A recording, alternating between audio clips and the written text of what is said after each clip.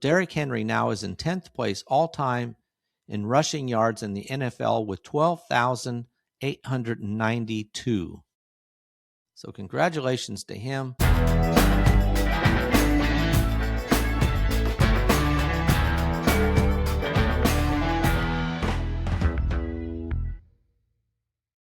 Hello, welcome to NFL Top 10's for Monday. Man, we had some good games Saturday and Sunday. Big games too. I mean, there were some that didn't mean as much, but the really big games actually turned out to be pretty entertaining for the most part. So we're going to talk about some of those games today. We'll see how far we get. We'll start with the Saturday games, go to some of the Sunday games. We'll see how far we get. But man, pretty interesting. And with the wrap up of the Monday or the Sunday night game, now we know what pretty much the schedule for next Sunday and when the games are going to be played and so forth. But it was fun to watch the different games. At least the games I watched were all good. The ones I got to watch in entirety. Let's get started on this last Monday of 2025. Wow. One more week of NFL football, and then we start the playoffs. Man, I can't wait. Mostly because usually I don't care as much because the Jaguars are not in the playoffs, but this year they are. That was one of the big games too from Sunday. But we'll start with the games on Saturday, man. And we have as our first game the Houston Texans going into LA to play the Chargers, and Houston came out with a win again. It's just amazing that they did. And it put a lot of pressure on the Jaguars because that put Houston right up there with another win. I think they've won 8 in a row now, just keeping the pressure on the Jacksonville Jaguars to win. So in this game between Houston Texans, who are now 11-5, as are the Los Angeles Chargers, 11-5, this is a big game in a lot of ways. Like I said, for Houston trying to win the division title, putting the pressure on the Jaguars. But the fact that the Chargers lost gave the Denver Broncos the division title. So Denver was very appreciative. They had their own tough game against Kansas City. Now in this game for Houston, C.J. Stroud, 16 for 28, 242 yards, 2 touchdowns, but also 2 interceptions. Was not a good game for him, really, but they ended up winning it anyway. And looking up here for the box scores, let's get that. I want to see this game on a different I'm looking at the wrong week. That's why. I want to look at this game on a different website because they have, not only do they have the scores, but they also put the players' quarterback rating. All right, so like I said, this was a game Houston pulled out to the lead 14-3 at halftime, but then Chargers came back and they had a good chance to win this game. They didn't. Houston had more net yards, 362 to 275. Did pretty well on the ground. In the air, like I said, not so well. With Stroud's numbers, he had an 80 quarterback rating. He had 244 yards and 8.7 yards per attempt, but that was really triggered by the fact that he had a 75-yard touchdown pass. He was not sacked, though they pressured him a lot. I'm surprised that he had no sacks because he was having to dump the ball fairly frequently. Now for Justin Herbert, not much better. 21 completions on 32 attempts for 236 yards, 7.4 yards per attempt, 1 touchdown, 1 interception. He was sacked, though, 5 times. His quarterback rating was 84.9, so just a little bit better. In the rushing department, Marks had a good game. 19 carries, 71 yards. It's only 3.74 yards a carry, but they did make an effort. This Jawan Jordan, who played a lot last week, had a good game, had 8 carries for 36 yards, so 4.5 yards a carry there. Now for the Chargers, not so good. Justin Herbert led the team in rushing with 6 carries on 37 yards. Marion Hampton, 14 carries for 29 yards. That's just over 2 yards a carry. He did have a touchdown, though.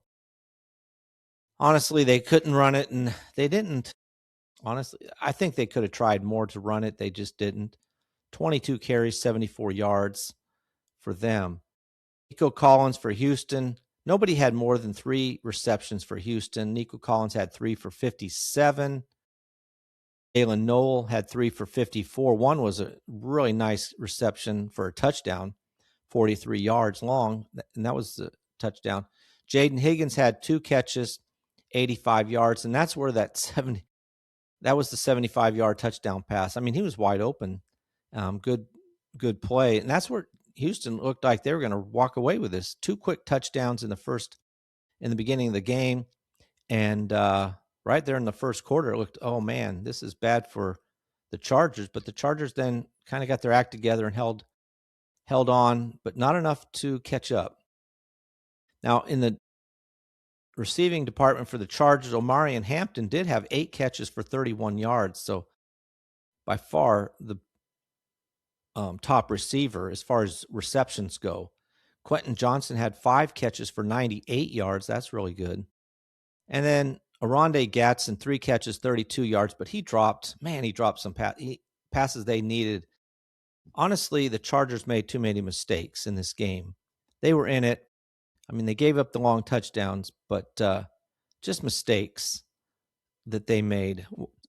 Drops by the one I definitely remember was the Gatson drop, which I think caused them to have to kick do a punt. And then not only that, but Cameron Dicker. So the number 1 kicker in percentage, hadn't missed a kick under 40 yards, misses one from 30-something yards away. And he missed an extra point. That right there was 4 points. They lose this game by 4 points. So they could have been tied near the end of the game, or at least at the end, the Chargers only having to go in for a field goal versus a touchdown. That extra point was costly. They lose by 4 points. That's right there, the field goal and the extra point. What a big difference that made. That was the killer for the Chargers. Now, let's look at some numbers. For Houston, C.J. Stroud had 2 touchdowns. So he now has 60 touchdown passes for the Houston Texans, which is good enough to put him into 3rd all-time in passing touchdowns for that team. Now, tackles for loss, Will Anderson continues to be impressive. He had another tackle for loss. Like I said, he's only been on this team since 2023, but he's got 44 tackles for loss now, which moved him out of a tie with his current coach, D'Amico Ryans. Isn't that funny?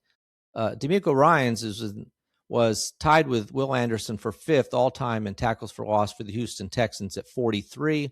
Will Anderson got 1 more, so he's now 5th alone, and his coach, the current coach for Houston, is now in 6th.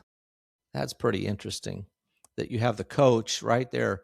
I mean, this coach was playing for Houston. He left the team in 2011. So now, 15 years later, he's already head coach. He's been a head coach. Now for the Chargers, Justin Herbert sacked another 5 times in this game. That hurt them too. But he was going into this game tied for Phillip Rivers, who, as you probably know, has been playing for the Indianapolis Colts again. Phillip Rivers held the record for the Chargers with 49 sacks, which he did in 2012, 14 years ago. Well, Justin Herbert was tied with him. 5 more sacks puts him in the all-time lead by himself with 54. times he's been sacked this year for the Chargers. And there's still one more game to go. So that's not a category you really want to be at the top of. All right, now Cameron Dicker. He did get 4 points in this game. He did have a field goal extra point, but man, he really hurt the team here in this category. But Cameron Dicker, with those 4 points, moves into 7th all-time in scoring for the Los Angeles Chargers with 502 points total. Keenan Allen's number 10 with 388. But Cameron Dicker he passed Lance Allworth, who played in the 60s. Great player for the Chargers way back. But yeah, 502 points for Cameron Dicker. Next game up. This is the Baltimore Ravens and the Green Bay Packers. This is another huge game with all kinds of significance going into the game. Baltimore absolutely had to win this game to have a chance to play for the division title against the Pittsburgh Steelers, which they will now do because Pittsburgh managed to lose to the Cleveland Browns. So now they're set for a big rematch on Sunday. I think they have some games on Saturday, and they were setting up the schedule, and I can't remember if that game's on Saturday or Sunday, but they will be playing each other, the Ravens and the Steelers, for the division title. But in this game, Baltimore Ravens just kept handing the ball to Derrick Henry, which was the absolute right thing to do. They pulled out to a big lead and just kind of kept on the pressure on Green Bay. Green Bay did not have their starting quarterback. And Jordan Jacobs, he just hasn't been playing well. He's been hurt. Just hasn't looked right. Now, in this game, it was a lot of yards. Green Bay's defense now is not as good as it was. So Baltimore had 414 yards. Green Bay had 363. But rushing yards for Baltimore, 307. That's amazing. To 79 for Green Bay. 307 yards rushing in a single game. Now, most of those, 200 plus of those were Derrick Henry. Both teams did really well on third downs. Third down, Baltimore 10 for 14. That's 71%. Anything at 50% is pretty decent. Green Bay 3 of 6 for 50%. But they went for it on fourth twice and didn't get it. Now, in this game, because of the way Baltimore ran the ball and could not be stopped, 30 first downs for Baltimore, had the ball for over 40 minutes to less than 20 for Green Bay. Twice as much time of possession.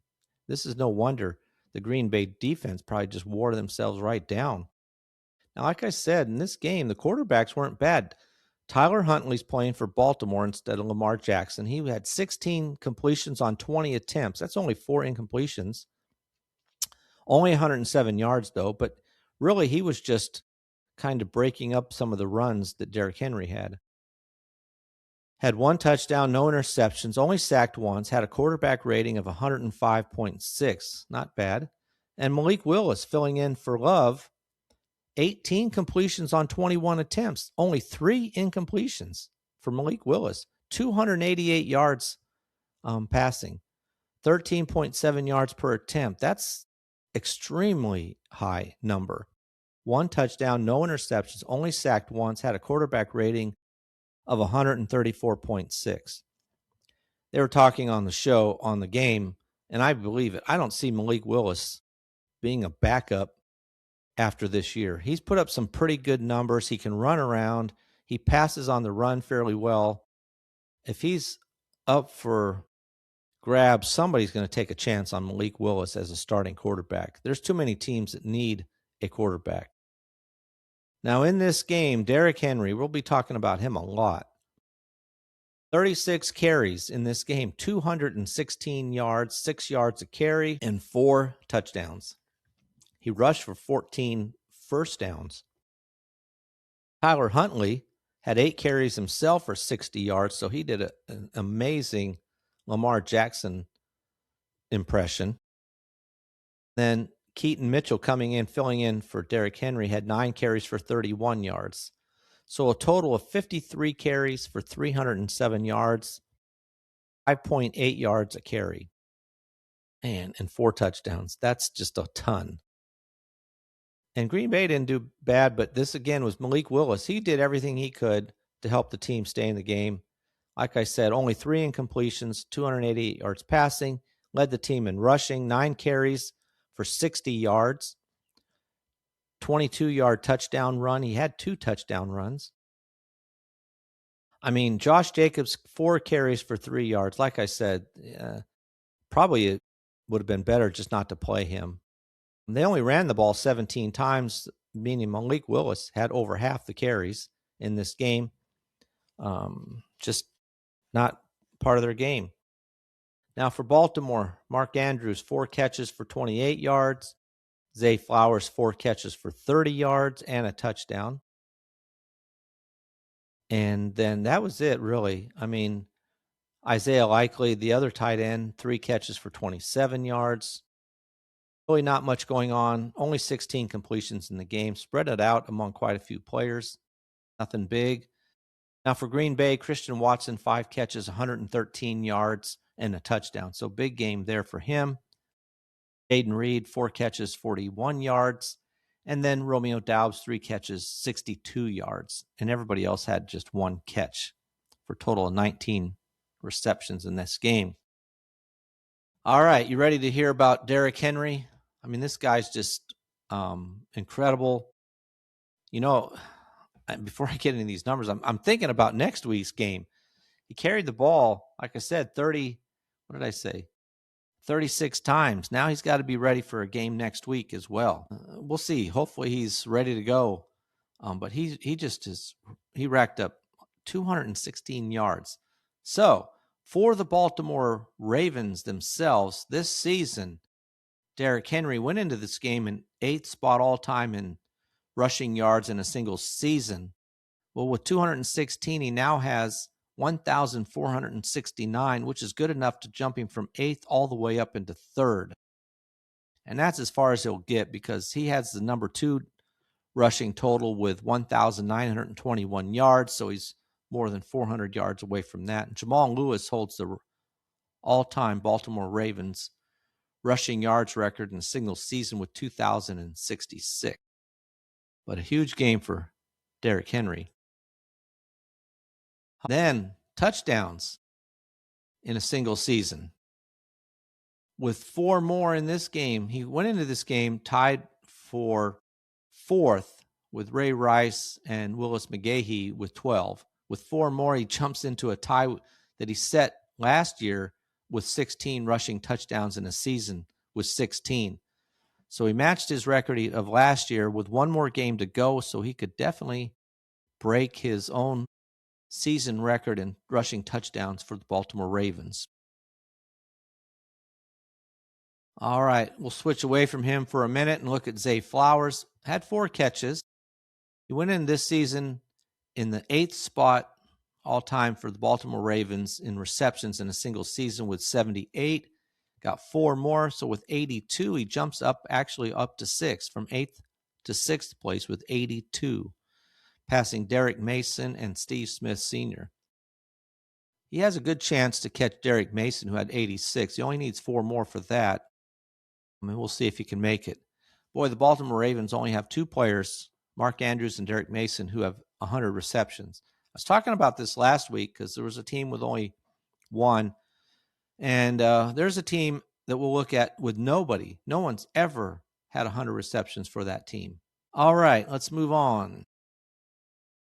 Now, for the Baltimore Ravens in total touchdowns, well, Mark Andrews has led this category. He has 57, which is the most ever for Baltimore Ravens.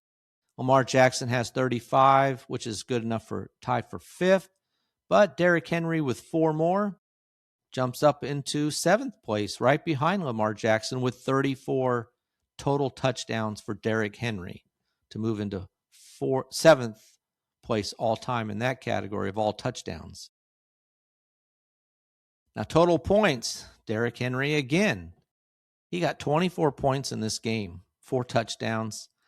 Impressive. He came into the game in 11th place all time for the Ravens in total points. Well, with 24 more, he jumps up into just 10th, actually.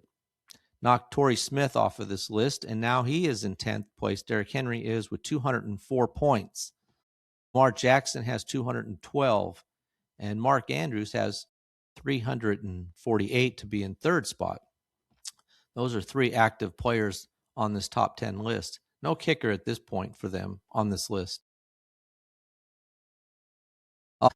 Derrick Henry again in the NFL all time. It's been a while since a player has been able to make it. Actually, Frank Gore is the last player to make it into the top 10 all-time in rushing yards in the NFL. Frank Gore is third. He's one of the quietest guys on this list as far as racking up this amount of yards. But Derrick Henry came into this game in 11th spot. And with 216 yards, he knocks Tony Dorsett off of the all-time rushing yards top 10 list. So Derrick Henry now is in 10th place all-time in rushing yards in the NFL with 12,892. So congratulations to him. That's a major achievement. Of all the running backs, he's now in the top 10. Probably he's going to have to another year because Eric Dickerson is in 9th with 13,259. So Derrick Henry needs, just 350 yards or so. That's not going to happen, but very impressive. If he plays again next year with about 13,000 yards, he could move up into the top, up to maybe 6th if he gets 1,000 plus yards. Emmitt Smith holds the record all time with 18,355. Pretty difficult number to reach. I mean, Walter Payton's second with 16,726. So a good, 1,600 yards almost behind him. But Derrick Henry, major achievement. And he did it again in rushing touchdowns. So in the NFL all-time in rushing touchdowns, he went into the game in 5th behind Adrian Peterson. Derrick Henry had 118, but he got 4 more to pass Adrian Peterson to move into 4th all-time in rushing touchdowns with 122. Adrian Peterson had 120. Next up for him, and a chance to catch him this with one more game to go, is Marcus Allen in 3rd with 123. Derrick Henry is 4th place all-time in rushing touchdowns in the NFL with 122. What an impressive career he's had, and he looks so good. Here we're talking about a guy, people are questioning his age, and here he is at the end of the season. He's been putting up these big numbers the last several games of the season. So just very impressive. Started off kind of slow. He had the first game of the year was big, and then it seemed to peter off. And some of it had to do with, you'd look at the game and you'd say, how did Derrick Henry only carry the ball 9 to 12 times or something like that? That was a criticism of the coaching staff there. Now, rushing touchdowns, again, Emmitt Smith holds the record with 164. That is a big number. I don't know if Derrick Henry could catch that. LaDainian Tomlinson is 2nd with 145. So he's a good 23. That's 2 seasons away. And, it just all depends on if Derrick Henry continues to play. He definitely looks like he's good enough to play next year at what he's doing right now. All right. That was a huge game for Derrick Henry. I mean, this game was all Derrick Henry. They said, here, you help us win this game, and he did it. Baltimore Ravens winning at 41-24. All right, next game. Seattle Seahawks going into Carolina. This was a big chance for Carolina at the time, you thought anyway. But again, Tampa Bay Buccaneers lost. Carolina Panthers were not able to handle the Seattle Seahawks like they did the Rams when Rams came into Carolina.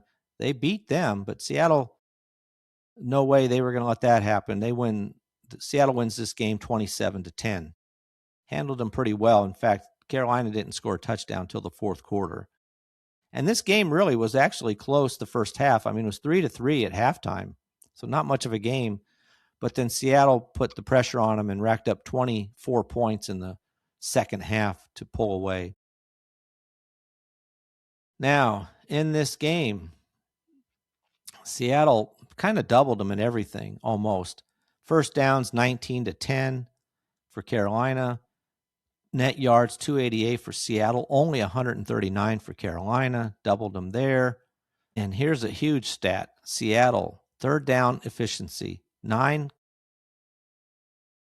third down conversions on 16 attempts for 56% versus the Carolina Panthers, 1 third down conversion on 11 tries for a 9%. That's the game right there. You can't convert third downs, and Carolina went for it on fourth down 5 times, only managed to get a fourth down conversion on 2 of those for 40%. So really not good. 3 conversions on 16 tries on third and fourth down. Really a poor percentage there. And time of possession, 34 plus yards for Seattle, less than 26 for Carolina. So Seattle really held this game and kind of just controlled it overall. Either quarterback was impressive. Sam Darnold, 18 completions on 27 attempts for 147 yards. Only 5.4 yards per attempt, 1 touchdown, 1 interception, sacked 3 times. Quarterback rating of 77.2. Kind of average for him. Bryce Young, 14 completions on 24 attempts for 54 yards. Now that is terrible. 54 yards, 2.2 yards an attempt. That's one of the lowest numbers I've seen all year. No touchdowns, 1 interception. Quarterback rating of 45.8. So this is a game where the Seattle defense came out and put on a good display. Also, they ran the ball fairly well, so there wasn't a lot of need for Sam Darnold to be that great. No comeback needed from him this game. Zach Charbonnet had 18 carries for 110 yards, 6.1 yards a carry, 2 touchdowns. Kenneth Walker, 15 carries for 51 yards, 3.4 yards a carry. Charbonnet really looked good. If you have fantasy, Kenneth Walker last week looked good, and then so you think, all right, nope, you just don't know. I in my fantasy league, I never want to have Charbonnet or Walker because you don't know who is going to be the star of the game each week.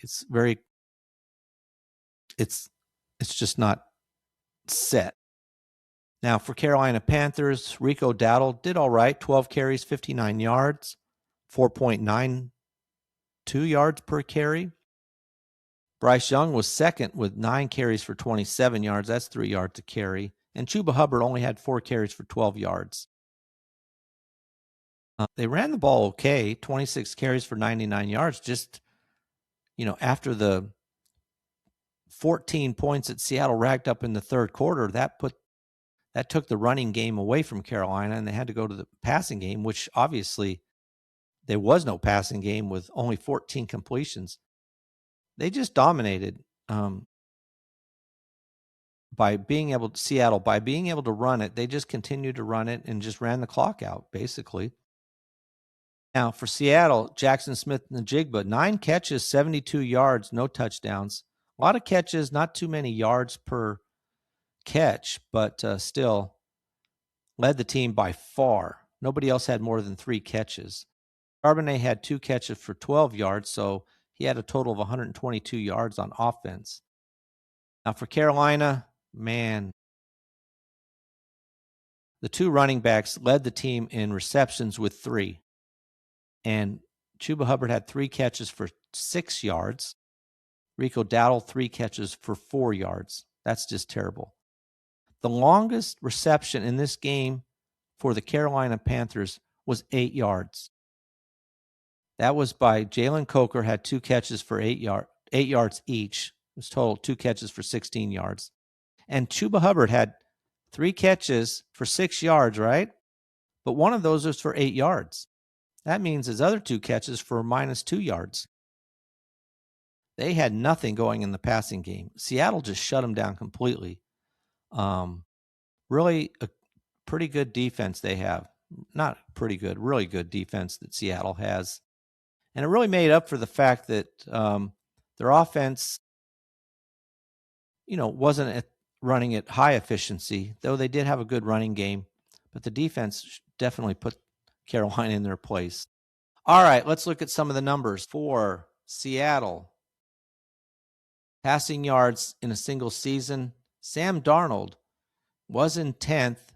He did have 147 yards, not that much, but enough to pass Matt Hasselbeck, who in 2003 had 3,841. Now Sam Darnold moves into 9th place all-time with 3,850 yards.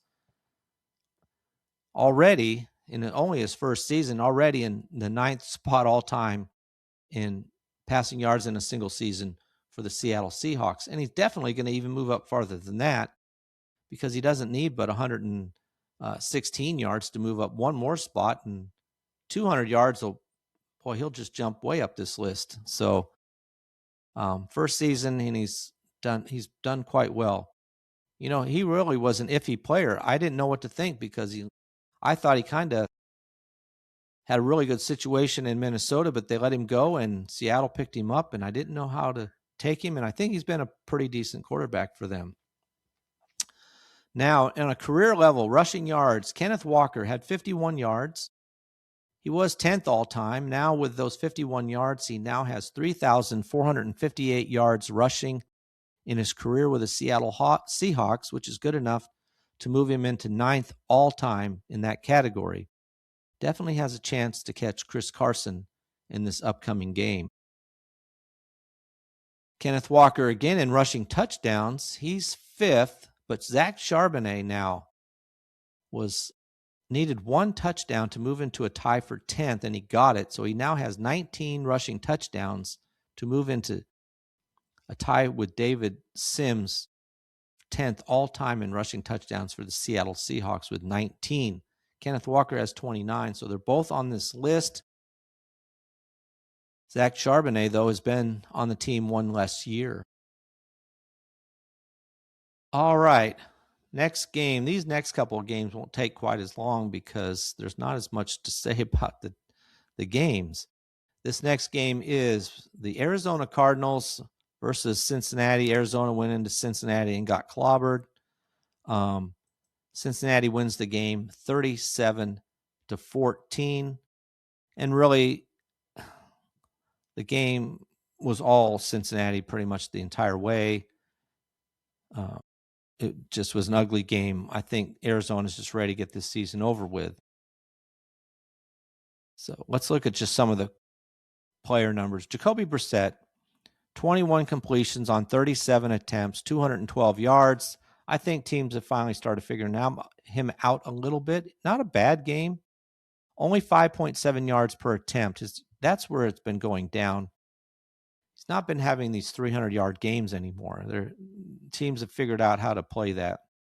2 touchdowns, though, for him. No interceptions. Was sacked 4 times. And he had a quarterback rating of 91.3. Now, Joe Burrow had a great game. 24 completions on 31 attempts for 305 yards. Almost 10 yards per attempt. 2 touchdowns. No interceptions. Had a quarterback rating of 129.1. Joe Flacco came in a little bit in the end of the game. 3 completions for 5 attempts for him.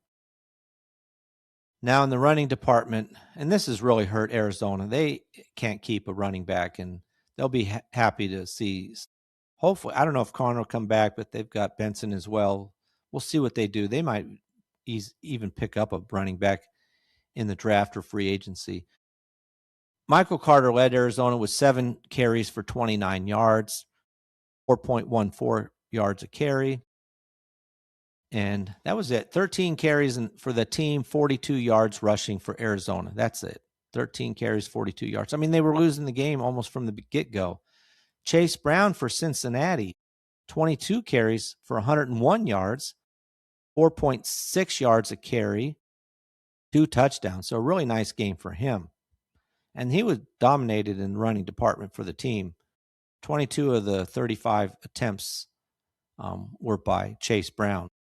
I mean, the backup running backs had 3 apiece. So that tells you something. For some reason, Joe Flacco ran the ball 4 times while he was out there for that little bit for 2 yards. I don't know why he's out there running around. Trey McBride led Arizona with 10 catches for 76 yards and a touchdown. So that's really helping his numbers. And, they tried to get him the ball 13 times. Him and Michael Wilson. Michael Wilson had 5 catches on 10 targets, though. 5 catches, 89 yards, and a touchdown for him. After that, no one had more than 2 catches. So really, Jacoby Brissett was looking either for McBride or Wilson. That was about it. Now for Cincinnati, this ball got spread around all over the place, but Jamar Chase did have 7 receptions for 60 yards, and he had 2 touchdowns. So big game for him. Nobody else had more than 4. And for the team, 11 different players caught a pass in this game. The ball was thrown to 12 different players, but 11 of them had caught the pass. So that's how much they spread that ball around. Now for Arizona this season, Trey McBride with 10 receptions jumped from 6th spot in most receptions in a single season to number 1 with 119 receptions. DeAndre Hopkins held the record, which he set in 2020 with 115. Trey McBride broke that now with 119. So good for him. Unfortunately, their team just has not had a season that you'd really want to have when you're racking up that many receptions. All right, another game. I don't know if it's the last game or not, but we'll do another game here. This is another game where 2 teams out of the playoffs. New Orleans Saints, Tennessee Titans. New Orleans Saints went into Nissan Stadium in Nashville and beat Tennessee 34-26. Pretty good game between these two. New Orleans just came out swinging the second half and came back to win the game. They were losing 20-10 at halftime, but tied the game up and then ended up pulling out and winning the game overall 34-26. All right, looking at some of the numbers. New Orleans Saints put up 423 yards of offense. Tennessee, 336. Not bad for either one in this game. Let's look at some other numbers. Pretty close all the way around. Looking at the quarterbacks, here's the big difference. Tyler Schuff, I think he'll be the quarterback for the Saints. He seems pretty decent. 22 completions on 27 attempts. That's only 5 incompletions. 133 yards. 12.3 yards an attempt. That's a decent number. 2 touchdowns, no interceptions. Quarterback rating of 142.7. Really impressive. Cameron Ward, 21 completions on 40 attempts. So that's just over 50%. 251 yards, 2 touchdowns, no interceptions. Sacked 4 times, had a quarterback rating of 88.6, which, is a little bit better than average. In the running department, Audric Esteem, 14 carries, 94 yards to lead the team by far. 14 of the 23 carries the team had. That's 6.7 yards a carry, 32-yard touchdown he ran for. So he had a touchdown as well of 32 yards. Now, Tony Pollard, another good game, not 100 yards, but 18 carries for 85 yards. That's 4.7 yards a carry. That's really good. No touchdowns there. And then Cameron Ward had 2 carries for 10 yards. For the Saints, Chris Olave's really had one of his better seasons, 8 catches for 119 yards and a touchdown. Really has been their best receiver. Nobody else had more than 4 catches in this game. Now, Juwan Johnson had 4 catches, the tight end, 4 catches for 95 yards. That's really impressive for the tight end. For Tennessee, again, no one had more than 4 catches. Kamara Dickey, 4 catches for 55 yards. And Elik Ayamanar, 4 catches for 37 yards and a touchdown. Okonkwo for Tennessee also had 3 catches for 55 yards and a touchdown. So those were the 2 touchdown passes. All right. Now looking at the only number to look at is Chris Olave this season with 8 more catches. Got to 100 receptions this season. Very good for him. So he had 92. He was in 9th spot all time with 8 more. He's at 100, which puts him into 4th all time in receptions in a single season for the New Orleans Saints. Now, Michael Thomas holds the top 3 spots, including the NFL record with 149, which he did in 2019. All right. Let's do this last game because it was a big game. This was between the Jacksonville Jaguars and the Indianapolis Colts. Unfortunately for Indianapolis, they realized they weren't even going to make the playoffs because of the game the day before. But they still put up a big fight. You know, it's difficult to beat a team 2 times in a single season. The Jaguars had beat them in Jacksonville earlier in this season. Actually, not that many weeks ago. So they go in, Jacksonville goes into the Indianapolis, and it was a dogfight, but the Colts ended up losing this game to the Jaguars 23-17. I mean, and the Jaguars really dominated this game and just kept making mistakes. Some of them just incredible. Jacksonville led 21 first downs to 16 for Indianapolis. Jacksonville had 370 net yards to 204 for Indianapolis. Rushing, Jacksonville 121 rushing yards net, 69 for Indianapolis. Passing net yards 249 to 135. So you can see they just dominated in all kinds of categories.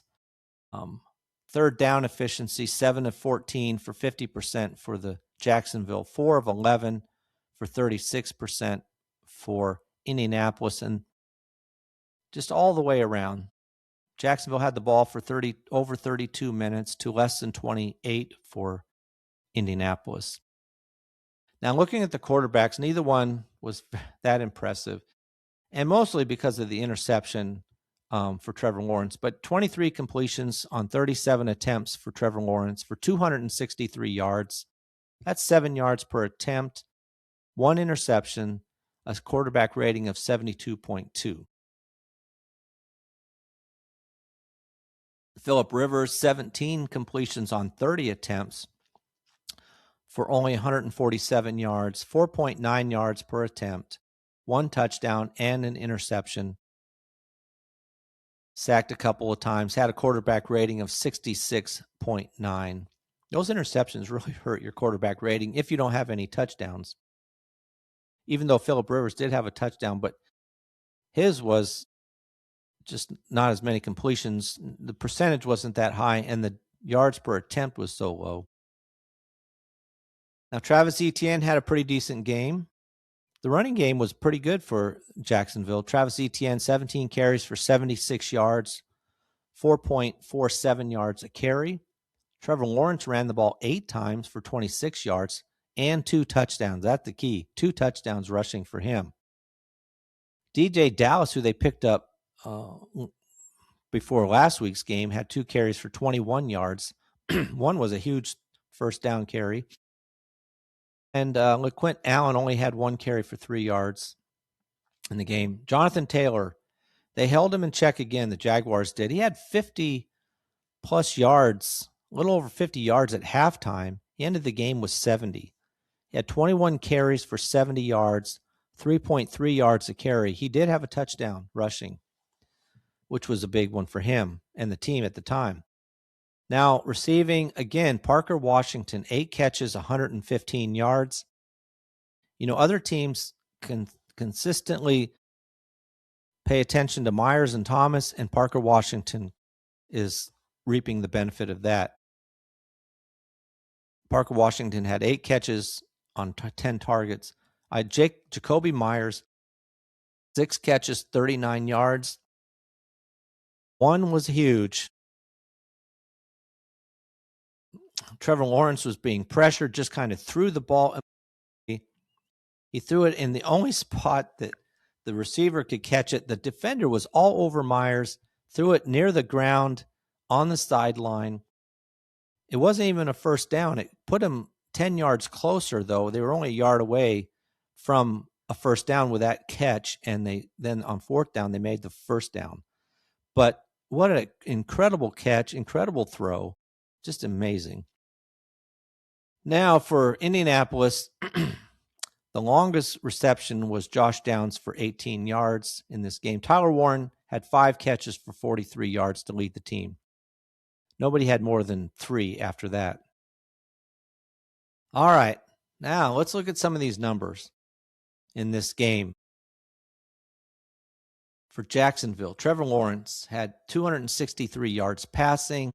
He now has 3,752 yards this season in passing, which puts him all the way up into 6th spot all time for the Jacksonville Jaguars. He won't probably even pass his own record. His best is 4,100 yards, but Blake Bortles holds the record with over 4,400 yards, so he won't get there. But we'll see how much more he gets in this game next week. Now, Trevor Lawrence, again, this season was sacked a couple of times, which puts him at now 39, ties him for 9th place all time with Mark Brunell in sacks. Not a good year for him in sacks. This is the first year he's made the top 10 in sacks for the Jacksonville Jaguars in a single season. Mark Brunell and Blake Bortles and David Garrard are the only people on this list other than Blaine Gabbert, who was terrible quarterback for them, for anybody. Blake Bortles, too. Now, in career-wise, in total touchdowns, Trevor Lawrence had another 2 touchdowns, rushing, that is. So he now has a total of 23 touchdowns in his career with the Jaguars, which is good enough to put him into 8th place all time in total touchdowns for the Jaguars in his career with them. That's impressive, really. Travis Etienne's also on this list with 32, but he didn't have any touchdowns. Now, they're both miles away from Maurice Jones-Drew, holds the record with 81 total touchdowns for the Jaguars. Also in his career, Cam Little had 11 points in this game. Man, he was good. He made every field goal, every extra point. He kicked a 53-yarder, was one of them. So another one over 40 yards as well. But he had 11 points in this game. He now has a total of 237 points for the Jacksonville Jaguars, which is good enough now for 8th place all time. He passed James Stewart. And that'll be as far as he gets this year. Next year, he'll have to worry about passing some other players. All right, Indianapolis Colts. So Jonathan Taylor, like I said, he had 70 yards in this game, which was good enough to move him into 4th all-time now with 1,559 yards this season rushing. That's 4th best. He holds the record for the Indianapolis Colts with 1,811. So he's not going to catch his own record, but with another 100 yards, he'll pass Eric Dickerson to move into 3rd place all time. This is a chart here. Jonathan Taylor's at the top, and now he's on here again. He's on the list 3 times. Edgar and James is on it 4 times, and Eric Dickerson a couple of times. So you've got some, and as well as Marshall Faulk. You're talking about a bunch of Hall of Famers here. Really incredible list of players on this for the Indianapolis Colts in the running department. Now in rushing touchdowns this season, with another rushing touchdown, Jonathan Taylor now has 18 rushing touchdowns to tie his record, which he had set in 2021 of 18 rushing touchdowns. So he has a chance going into next week to break his record of 18 rushing touchdowns in a single season. He leads the NFL in that category as well. All right, that is a wrap. I know we covered a lot of games, but that way I'll be able to cover most of the games for tomorrow as well and get into the season stats, the playoff standings, scenarios, all kinds of things happening. And as we wrap it up with only one more regular season week to go and a lot of interesting numbers and records and so forth. So really looking forward to talking about it with you guys. Appreciate you listening. As I always say, you can find this podcast on YouTube at Just the Stats NFL. You'll see all the charts that I've been referring to. They'll all be listed there, as well as being able to just listen to it. You can also listen to it on YouTube or at Apple, Spotify, or whatever app you happen to listen to. Please like and subscribe. And, well, that is a wrap. That was a lot of information, but a lot of great games. Tomorrow we'll be talking about some big games as well that happened on Sunday. So with that, that is a wrap for NFL Top 10s for Monday. I'll see you tomorrow.